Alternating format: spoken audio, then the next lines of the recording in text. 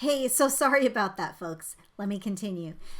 And so we have this stick of letter P, and now I want to do the cup part of it. And I'm going to do that with my pen tool as well. So I'm going to click over here on the side and then over to the right and pulling that handle so I get a nice curve. I'm going to come over here in between and curve that, and then come over here, and then I'm going to cross over because otherwise it's going to try to add a point to my existing little shape there. And I know that's a terrible place for it, but I'll fix it in a second. And then come over here and then up, okay? And once again, changing the mask mode to none. And then I'm going to fix this line here, okay? So just moving that around. There we go. Yeah, that's nice. So I think that's going to be a nice little shape, but I don't want this part of letter P to be part of it. So I actually screwed up a little bit. Let me just exclude that part. So I'm going to make another shape. Boom, boom, boom, boom, boom. Okay. And once again, changing that mask mode to none, and then just carving out that section that I don't want. So you may have guessed it, I can specify whether I want masks to keep a section of a layer or remove them. So right here, once I've established this whole thing, I can, let me just adjust that. Okay, I'm done. We can just duplicate this layer, and then we'll have the stick on one piece and we'll have the cup on the other piece, okay? So I take this layer and I need to make sure that I'm clicked on the actual layer name, not one of the masks. Otherwise it's going to duplicate the mask rather than duplicating the layer. And I select the layer name and I go to the edit menu and I go to duplicate. And then on one copy of it, I want there to be just mask 1, which is my stick. You can rename these as well. Just hit return and be like mask 1, stick, right? And then the other two guys, I can just click their names and hit the delete key and they're gone. And make sure that mask 1 stick has an add mask applied to it. And then we have, and I can call this P stick. And then close that up and go over here, swivel that guy open. I don't want mask 1 there.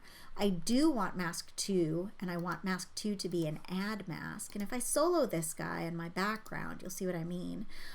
Mask 3 is set to none, but if I set that to subtract, it's going to carve out that piece. And I think that's going to look really, really nice. So now I have that carved out like semicircle shape and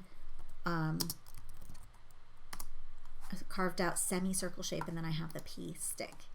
And then I would do the same kind of thing with all the rest of these guys. So like, you know, I could break this up into just the hook and then the stick. So with letter F, I'm just gonna click, oh, gotta be on the letter F layer. So switch over to the selection tool, hover and click.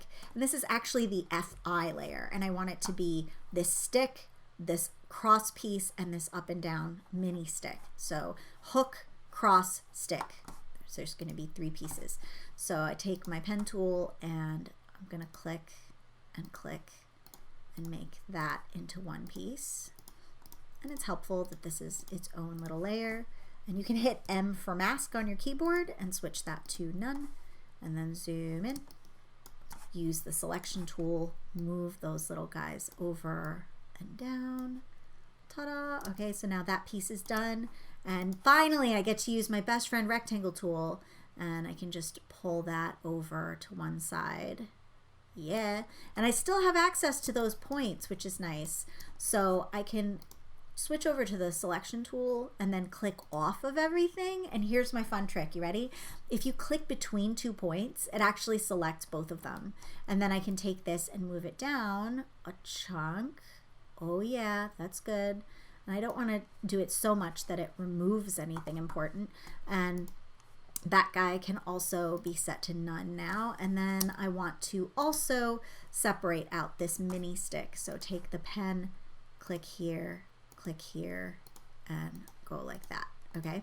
So this time I have 3 masks. And while I could go through and duplicate 3 times and rename, etc., etc., I'm going to do something a little bit different. So I'm going to call this FI for the layer name. Okay, so I realized that I screwed up because my face was covering the part in the bottom here. I'm sorry.